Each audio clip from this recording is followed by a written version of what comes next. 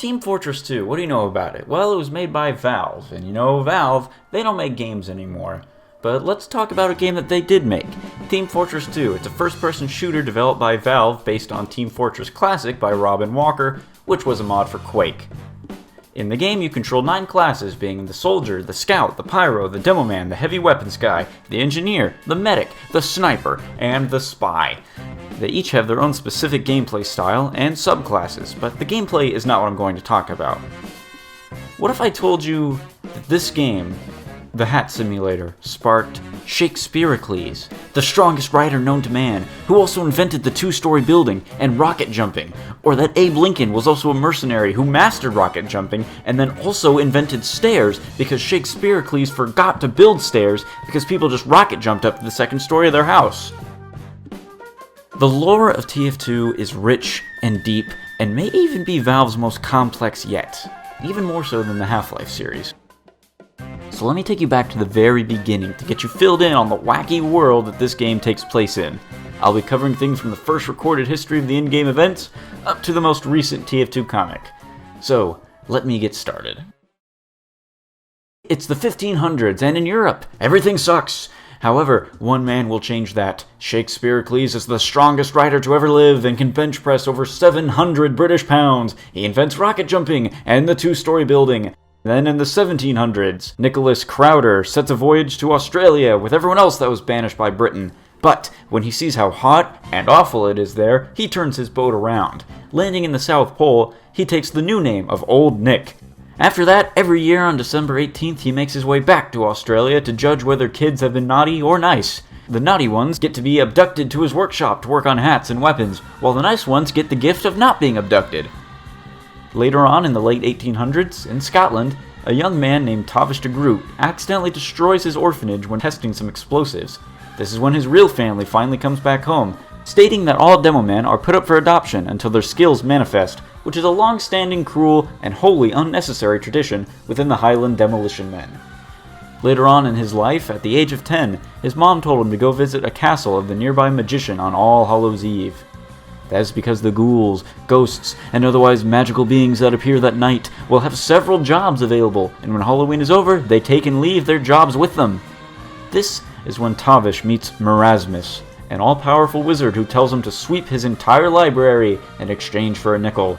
Although Merasmus makes it very clear that this library holds a certain book full of evil tomes that nobody should ever look at no matter how tempting. Hours pass, and after cleaning, Tavish encounters the Abominomicon, who persuades him to take a quick peek inside. Foolishly he does, and the book immediately haunts his eye, just because he can. Fearing that the book will never shut up about his accomplishment, Merasmus casts a spell to help Tavish and get rid of him in the process, too.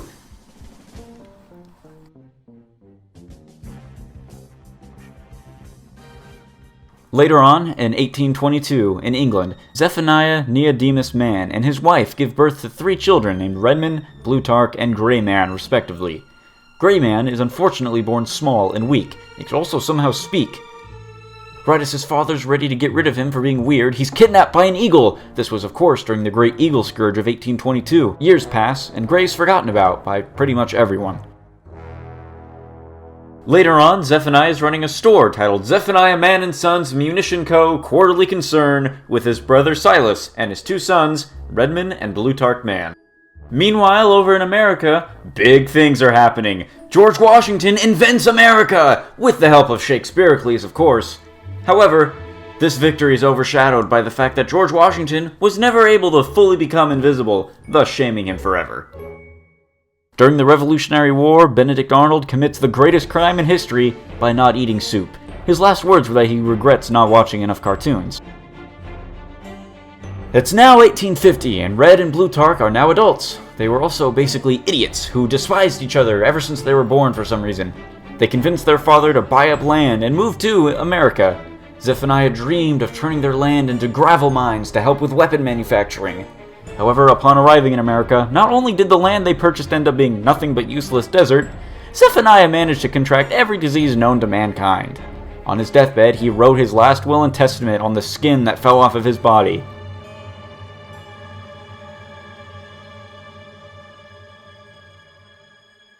To his maid, he left his mansion and stockpile of miracle gravel.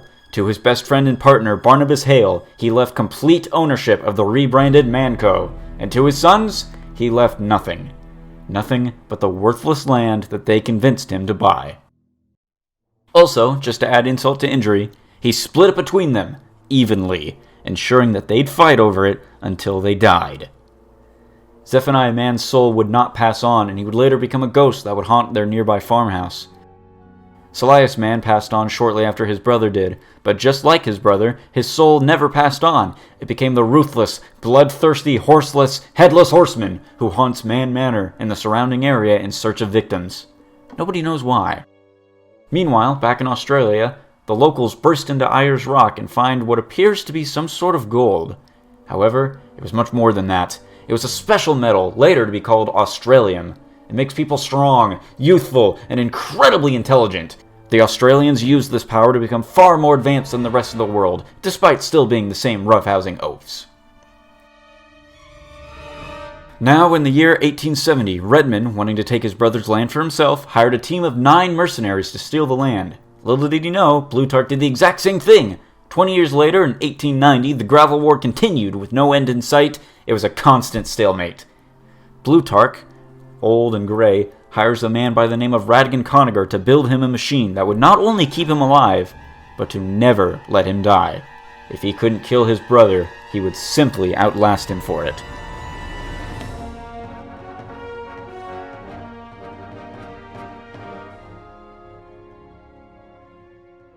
Radigan agrees, but as he arrives back home and in his workshop, he meets a woman named Elizabeth. She tells him of Australium and what its full potential is, along with promising Radigan over 100 pounds of the stuff. She asks him to build the same life-extending machine for Redman. Why? Nobody knows. Still, to this day, we have no idea. Maybe she was profiting off the war and she didn't want it to end. It's still unclear what her motives are. However, Radigan agrees, and the Mann brothers continue to live on well into the 1900s. Short break of trivia here. Despite being a mercenary, Abe Lincoln was still president and was still, unfortunately, shot in the back by John, towering pillar of hats, Wilkes Booth. John sought to add Abe's hat to his collection and killed him to get it. He was bravely killed when the son of Barnabas Hale, Bilious Hale, captured him and held him down to let people take turns shooting at him. Bilious stole John's hat as a trophy and proudly wore it until he died. During the Revolutionary War, William Prescott famously said the words, "Don't fire until you see the top of their heads." This, of course, was said because he famously only fired at poor people that did not possess hats of any kind. During the 1800s, segregation was rampant against the hatted and the hatless. The Irish were often persecuted, often to them being poor and Irish. They had no hats to rest on their smelly, presumptuous, and unfortunate heads. Around the same time is when Francis, the Talking France, is introduced, with his vast knowledge of cinema and the task of judging the new Saxy Awards. But with that taken care of, back to the main story. The current year is now 1930. The Greville War is still going on, and while the brothers continue to stay alive, their mercs haven't. So with the help of the newly founded TF Industries, 9 more mercenaries are enlisted to help fight in the war. These new mercs continue to fight until around 1986. They're too old, so they're tossed aside and replaced with the latest batch of mercs. These include Scout, Soldier, Pyro, Heavy, Demo, NG, Medic, Sniper, and Spy. Meanwhile, the son of Bilious Hale, Saxton Hale, has inherited his father's rights to Manco and continues to make hats, weapons, and other products for TF Industries. Team Fortress Industries is now run by Elizabeth's granddaughter, Helen, and her assistant, Miss Pauling. Saxton Hale is a tough as nails, damn near invincible man who runs things by the way he sees fit. If he isn't punching animals to extinction just for fun, he's battling hippies, tigers, cougars, the mail company, nature itself, and especially old women. All while perfectly maintaining the company of Manco. They sell products and get in fights. He also has a nemesis by the name of Charles Darling, who invented the zoo and constantly battles Saxton over the right to kill animals. He also has a girlfriend named Maggie, who is just as insane and powerful as he is. However, the mercs this time around aren't just idiots that fight because they're told to. They each have their own goal and personalities, so I'll speed through them really quickly. Scout, he's handsome, he's fast, and he's incredibly good looking. He's got 7 older brothers, and he doesn't know who or where his dad is. He's probably dead, though. Basically, kind of a big deal. Soldier, rejected by every branch of the military during World War II, flew to Europe himself, learned how to fire rockets, and rocket jump by himself, and killed over 1,000 Nazis by himself, and didn't stop until 1949. Pyro? Nobody knows. Demo Man, the same Tavish de Groot from before. He lost his eye, he's a master of explosives, incredibly wealthy, and constantly buzzed. What makes me a good demo man? If I were a bad demo man, I wouldn't be sitting here discussing it with you, now would I? Heavy weapons guy. Or Misha, incredibly intelligent, several PhDs in Russian literature, incredibly strong, incredibly loyal, and knows a lot about what goes on behind the scenes. He likes to shoot his gun. It costs $400,000 to fire this weapon for 12 seconds. Engineer, or Del Conager, grandson of Radigan Conager, incredibly intelligent. He has over 11 PhDs. He's soft-spoken, but strong. Personally, he's my favorite class. I solve practical problems.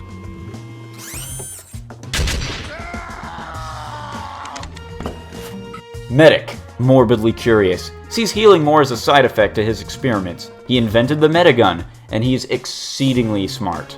Are you sure this will work? I have no idea! Sniper, a sniper. Trusts very few people, works for who pays him. He tries not to have emotions, hates spies, takes the shot. I think his mate saw me. Yes, he did. Spy, never really was on your side. Very intelligent, very stealthy, master of disguise, may or may not be Scout's father. All right, who's ready to go find the spy? Right behind you. Now the year is 1969. The war continues to go on as the newly founded Red Team, Reliable Excavation and Demolition, fights against the Blue Team, Builders League United. This marked the beginning of the era known as the Greville Wars. Plutarch and Redman are now very old. Their life-extending machines keep going, but are slowly failing. Meanwhile, Tavish de Groot and Jane Doe, aka Demo and Soldier, begin to form a very passionate friendship. This, however, frustrates Helen, who is, again, the administrator of TF Industries. She fears that the two of them will begin talking about their jobs and their boss. If they talk about work, they could talk about how similar their jobs are. Wanting to put a stop to this friendship, Miss Pauling visits Demo, who lives in a mansion with his mom. He's enjoying his morning off when Miss Pauling knocks on his door, asking him to kill his best friend, as your employers do. Despite being shown a wonderful sword and various other weapons, Demo declines Pauling's request as he values his friendship more. However, once Pauling tells him that Soldier had already agreed to betray him, he's left to stand there and contemplate what to do next. Later that night, the administrator, attached to her messenger, visits Soldier, who of course tries to kill him. After failing to do so, she gives him the same proposition. Soldier of course disagrees, as he too values their friendship more than any other gun. Even when lied to about Demo agreeing to fight him, he still chooses not to go after his friend. That is until she shows him totally legit footage of Demo calling Soldier a civilian. That being the straw that broke the Soldier's back, he flips into a rage and ensures that he is a dead man. Soldier ended up winning the war between the two of them, although they ended up secretly making up and remain friends to this day. Once that mess clears up, an emergency arrives when Plutarch calls an engineer to fix his machine and tells him the story of his grandfather. After giving him the blueprints that were buried with Radigan, Engie gets to work on repairing Plutarch's machine to make it run more efficiently. After finding the materials necessary to fix up Plutarch's machine, Engie also found some blueprints for various guns and weapons. Very handy. Small footnote. It's around the same time that Saxon Hale invents the internet, a year earlier than it was supposed to. He also buys all of England. A second proclamation written by Abe Lincoln is also discovered, which details his love for arena mode. Saxon Hale also plans on building a Yeti Park in a random jungle island. Everything is ready, except for the Yetis, of course, which have broken out. The Mercs go to capture them. They're split up and overwhelmed. Saxton himself appears and kills the Yeti. No more Yetis, though. No more park. Saxton instead turns it into a fighting park, where Mercs from all around the world can come to fight each other. It's unknown how well this turned out, or how long it lasted. If I don't have a Yeti, it's just a fighting pack. Also, it's around this time that the people of Two Fort begin to publicly state their dislike and outright hatred of Red and Blue given the constant warring and fighting over the land. The administrator seeks to hire a French filmmaker to make various videos regarding the team to make them more likable for the town. While this has unknown effects on the town, the team seems to enjoy talking about themselves. Well, at least Soldier and Scout do anyway. Sniper finds it very annoying, and the rest of the team find it very suspicious. The administrator later tells them that it was merely a surveillance exercise and it was nothing to worry about. Later that same year, after a brutal attack on Red Base, Medic made a scientific breakthrough with the invention of his Medigun. While Heavy, as his very willing and helpful assistant, he was able to shatter modern medicine and create the first uber-charged heart. After practicing some medicine, Medic switched it on, and with Heavy's help, the prototype was a complete success, and Red was able to push back Blue and win the battle.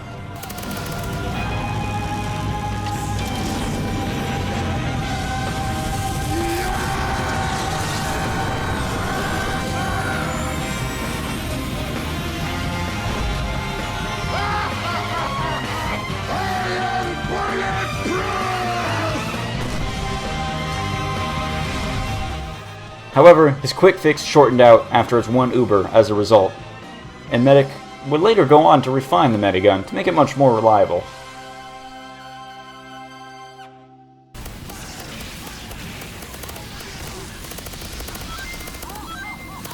A few months pass, and it's now December. Scout is on trial for blowing up a Mall Santa training facility with Soldier as his lawyer and Spy as presumably their ride home. As punishment for their crimes, Scout and Soldier are tasked with community service, acting as a Mall Santa and his elf. Spy, of course, sits this one out, as presumably he just supervises. Scout sets up a nice line for single moms, and Soldier gives one little boy the gift of manhood. Spy tries to reason with Miss Pauling to get them out of there as soon as she can, but later gives up as soon as he notices Soldier beating up little Jack's father. The promise of beating up his father, though, is interrupted with the sudden return of Old Nick. He exclaims to everyone that he has come to abduct their children for use in his workshop. I guess this means the children of Two Fort are all little rotten brats. Scout is quick to fight back, while little Jack tells Spy that he's afraid. Spy naturally has a plan that he tells Jack about, while Soldier attacks Old Nick after Scout stuns him with the Wrath Assassin. Old Nick is quick to recover and grabs Jack to take him back to his lair. Despite warnings from Scout, Jack stabs Old Nick in the neck, killing him instantly, and receives praise from Scout as being Spy's best kill, thinking that Spy was disguised as the child, of course. The real Spy returns with a camera crew to award Soldier and Scout the title of Smithmas Heroes, and all is well.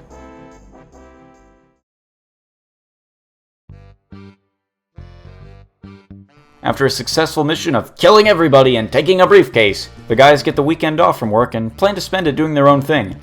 The exact opposite happens, of course, when NG and Medic make a terrifying discovery. The teleporters that they use so often on the battlefield, and for around the base, are shown to be giving bred tumors. This, of course, means that the gang has also been growing these tumors after using them for so many years. Medic deduces that they only have 3 days to live. and will all die of their tumors once that day passes.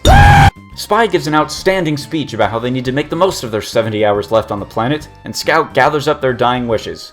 Scout, of course, did not do that, and took the opportunity to play a prank instead, infuriating everyone else, and especially Spy. Soldier also gets a bucket. Does it say you want the bucket? Yes. Later in the night, Scout realizes his mistake and formally apologizes and asks for Spy's help in regards to getting a date with Miss Pauling. That's the last thing he would ever want. He agrees and trains him for the next 3 days while Medic and NG continue to run tests on the bread and the tumors. Meanwhile, Soldier is doing something weird with the bread that we're not really sure what. Once training is complete, Seduce me! Scout is a failure because they spent all that time training and not actually asking out Miss Pauling. Congratulations. You're a failure. In desperation, he pushes the briefcase alarm button, which naturally summons Miss Pauling to the scene to help defend the team and get their intelligence back. Don't you know? Pressing a button summons a Miss Pauling. Try it at home. She shows up ready to fight and finds Scout, who has planned a prom for the two of them, while Spy, Soldier, and Demo watch the very pathetic situation. NG and Medic interrupt the show by informing the gang that only bread gets tumors. In fact, it isn't even tumors, but some sort of self-aware beauty mark that only metastasizes in an environment of pure wheat. So they're fine, just as long as nobody teleports any more bread. Soldier, of course, took his last 3 days on Earth as an excuse to do nothing but teleport bread, which puts Medic in a rather big state of panic.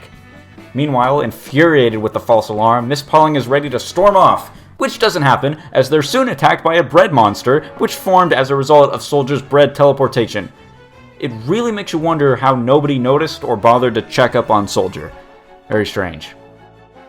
Anyway, the bread monster demolishes Scout's dinner date plans, and the three of them fall into the blast pit. The rest of the team quickly arrives. Medic Ubers heavy, Pyro blasts the monster, Demo sets up explosive traps, Engie sets up a sentry, and Sniper picks off its tendrils from a distance. It's a real team battle! Though, after getting trapped in the blast pit, by the blast doors being blocked by Miss Pauling's makeshift time bomb, they both realize that the inside of the bread monster, it's safe! It's safe to be inside there, after one of Medic's doves is fine after being eaten. Since, it's just bread. They jump inside and barely survive the explosion. Miss Pauling exclaims how much fun she had, and the two plan another date sometime in the future after Medic and Soldier relay the tumorless news. However, that would be the last time any fun was had for a long time, as very soon, things would take a turn for the worse. A pile of corpses? No. Oh, you could help me yank the molars out of a box full of heads. Noted it. Okay, well, Friday I've got to kill somebody who pressed a briefcase alarm button. Redman and Blutarch have been fighting for the last 150 years, and one day, they'd send each other letters, tear-stained even, about how they want to propose a truce. They meet up at the Alamo after renting it and moving it to New Mexico to propose said truce. The two of them are tired of fighting each other, and realize they never bothered to have kids to continue the Mann family legacy. Blutarch comes up with a plan to make one of them pregnant, which just baffles Redman with the sheer genius of the idea. That goes smoothly until the surprise return of Greyman, who murders their engineers and explains his origins to them.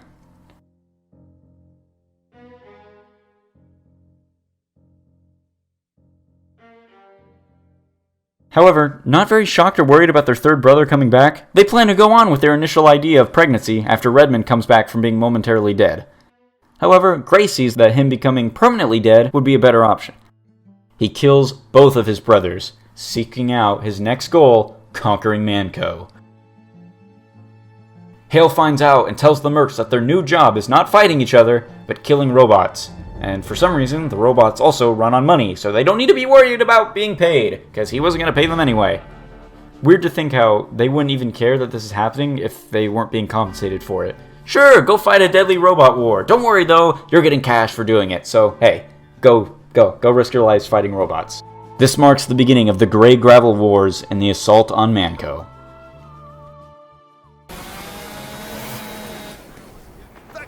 Hey, you made it this far. Just want to say thanks. This video is just too big to fit into one, so tune in for part 2, and I'll go over the Greville Wars and everything up to the most recent issue of Team Fortress Comics. Still waiting on issue number 7. It's only been 3 years since the last issue of this bi-monthly comic came out anyway, because hey, who needs lore when you have Artifact and Valve and their own thing? I don't care. Thanks for watching!